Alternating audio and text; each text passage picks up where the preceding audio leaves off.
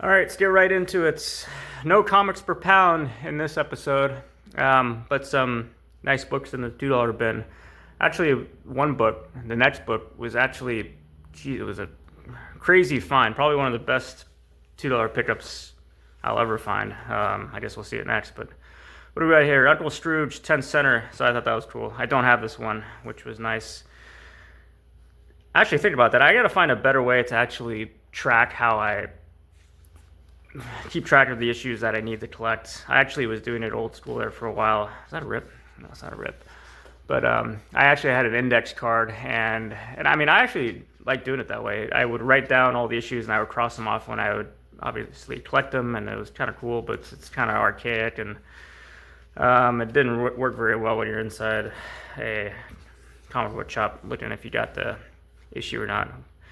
What is this? Number 24, 1959, Uncle Scrooge. I got it. But yeah, all these were unboarded but bagged up. I took them out of the bags before I did the stream here because I didn't want to screw up getting the tape tear or whatever. It just makes more sense to do it that way. But moving on, this one was just ridiculous.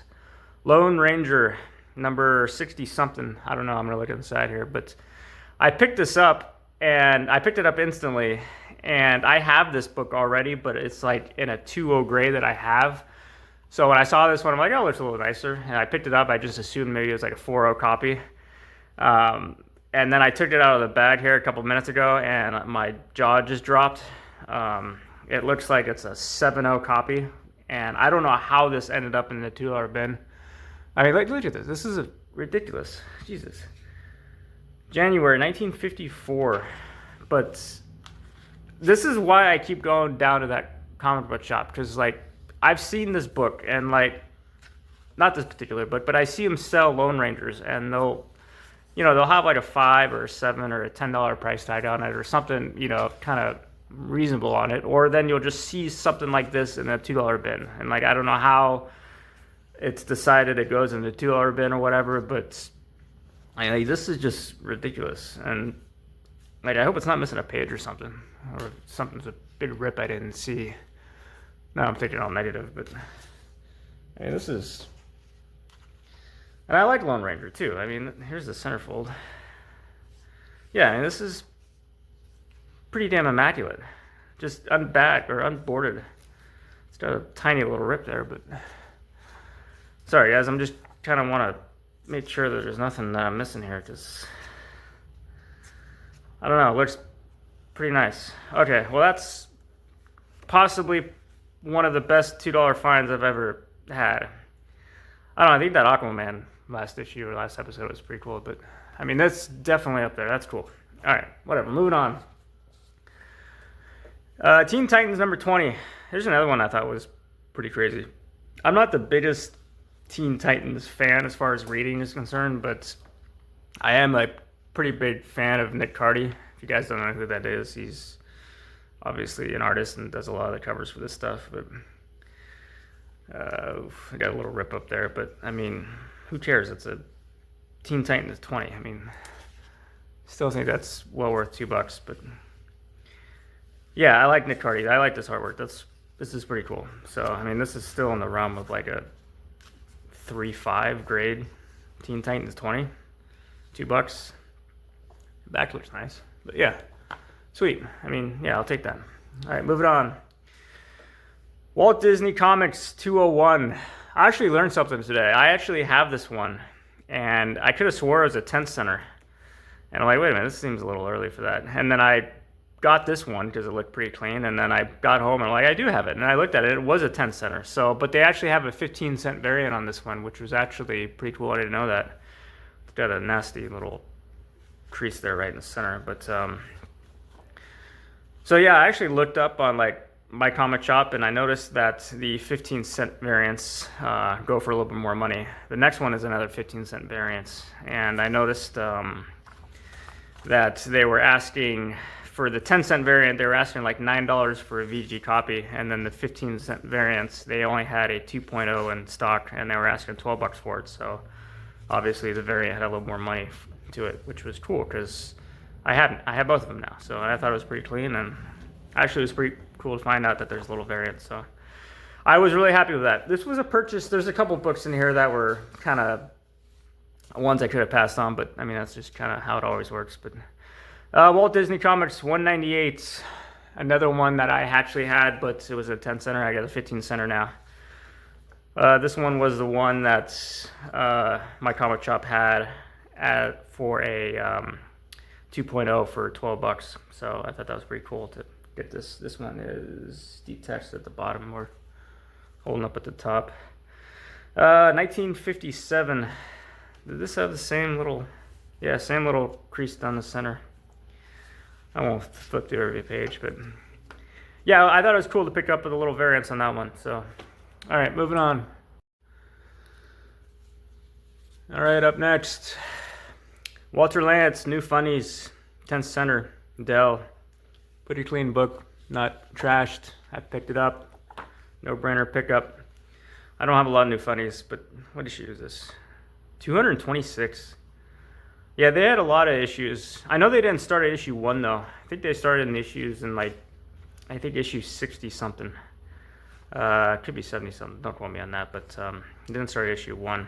But I know the first issue was early 40s. I mean, this run has been around for a little while, but it makes it fun collecting the larger runs just because it's easier to kind of orchestrate everything as far as collecting is concerned. But I do enjoy trying to collect all this stuff and all the big runs like this one here, Walt Disney Comics, obviously. But I can't just, here's another nasty, same little crease here. But what do we got here? Walt Disney Comics 174. But I can't just, obviously, financially just collect issues 1 through 50 of Walt Disney Comics, you know, really easy. So, but like issues 80 and up, like I think I got 80 through 90. I got most of those, and then most of the 90. So I'm like, right now I'm just like trying to collect 80 and up, and you know, that's half the fun. It's obviously just trying to find the ones that you're missing and all that stuff. And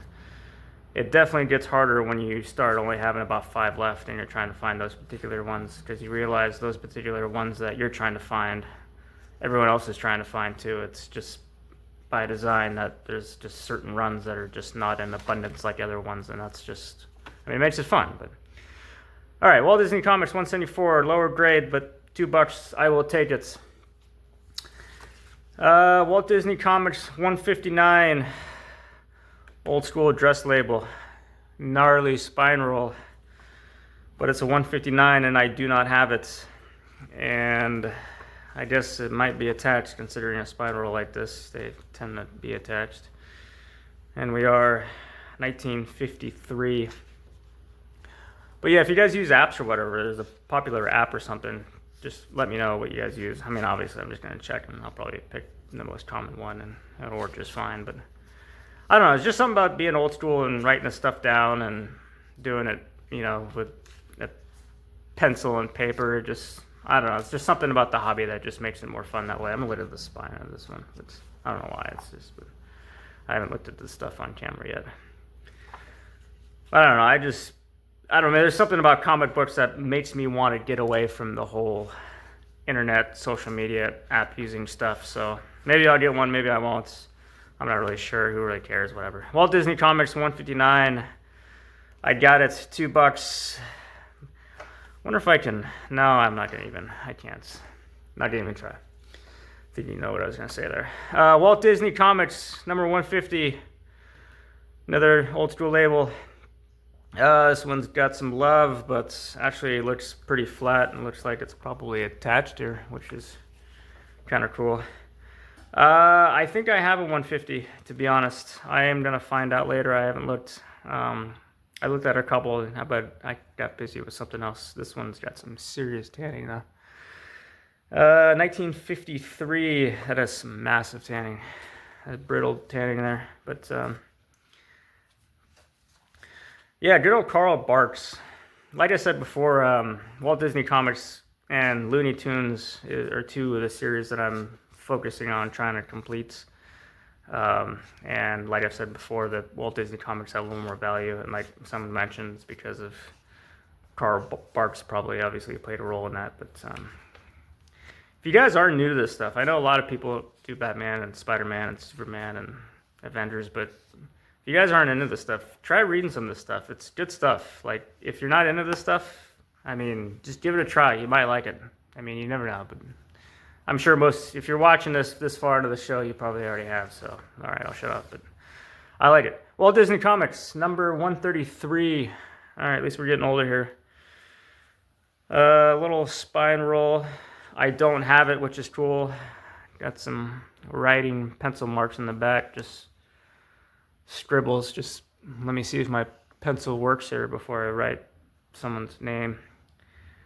Kelly Parrots. I don't know. I mean, whatever. It's the 50s. That's what they did. They did their math homework on it. I don't get it. They just did their division on Golden Age books. October 1951.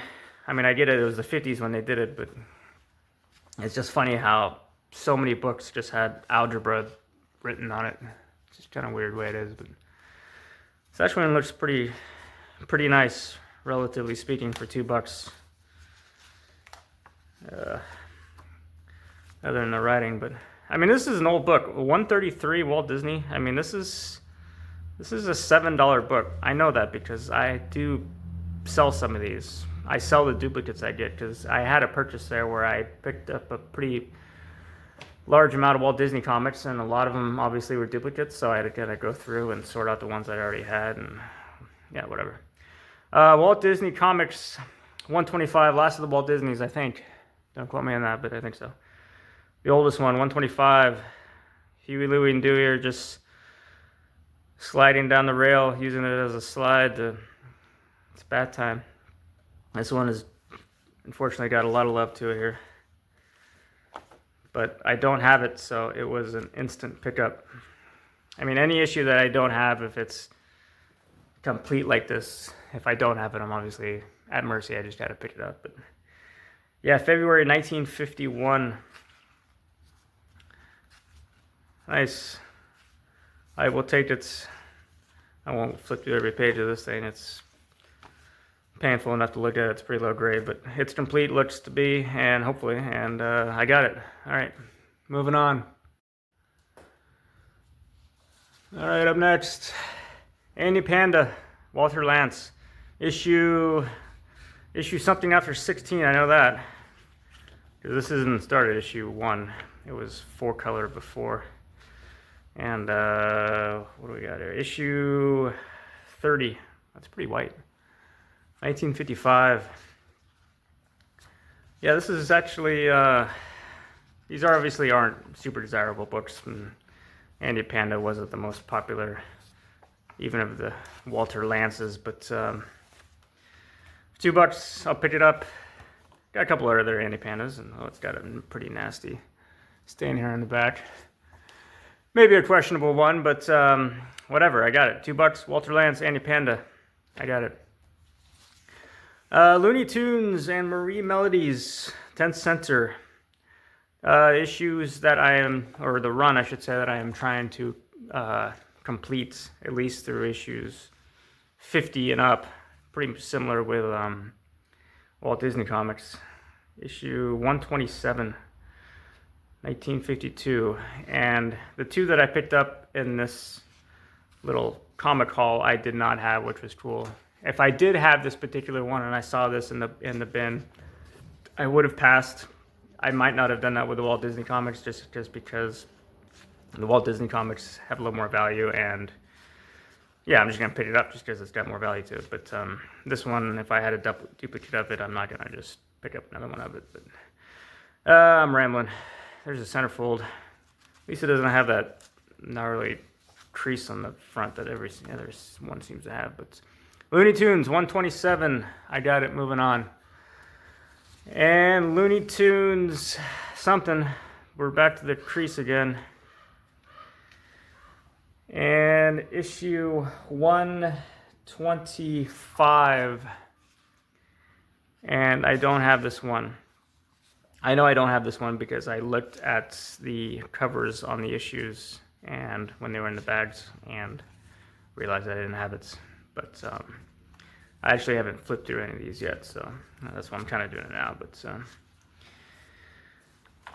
yeah, and we are actually detached on the first wrap, unfortunately. But yep, and we're obviously just completely coming loose here. But yeah, this is one of those things. Maybe not this particular one, but as long as I can find Golden Age Walt Disney and Looney Tunes and 4-color and a lot of that type of stuff in the bin for $2, I'm gonna just pick it up every time. I mean, I'm gonna pick it up as long as they're selling for $2 and as long as they're in that bin. It's just the way it's gonna be. And when that day finally ends and I can't buy them anymore, then so be it. I'll move on to something else. But it's just funny how collecting works, because a lot of times most of my collecting has been on Whatnot for the last 4 years, but my comic book shop has been really good lately, so I've been going with them, and sometimes, well, rarely is it ever eBay, but I just kind of, there's a flow, there's a pattern of just how books move around from state to state and collections to collection. I don't know how it works exactly, obviously, but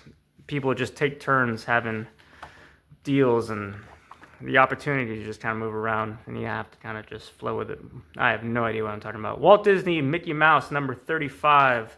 This is the last book, and then we're all done here. 1954, lower grade but not completely trashed. Mickey Mouse, first run. I thought this was a no-brainer pickup. I enjoy reading Mickey Mouse. I really do, actually. I enjoy going to Disneyland too. I went there last year, but my God, it's expensive, and I'm probably not going to go down for a while because that was just ridiculous. I'd rather just stay home and read the comic books, but yeah, until I can no longer buy these types of books for $2, I'm going to do it every time. But I am going to look back really quick at that Lone Ranger, just because I am still in awe of what I saw, and I don't even want the other books sitting on them, because that was ridiculous. That looked super minty, but that was the last of the books. But yeah, this was insane. My God. Yeah, I have no idea how this ended up in there, but that was crazy. But anyways, yeah, next episode, I don't know what it's going to be. I'm going to run back down to the shop, see if they got something, pick up. Usually they add to it every week. And it might be a Whatnot order or actually an eBay purchase that I go through it, because there's an auction ending that I might be picking up if it goes for the right price. But this book is ridiculous. But all right, well, that's where I'll end the video. And until next week, I will be putting out videos possibly in between each Sunday. Like I said last time, I do every Sunday at 10 a.m. So you can obviously plan for that, but I might do a video in between that, but whatever. All right, until next time, I will talk to you guys later. Bye-bye.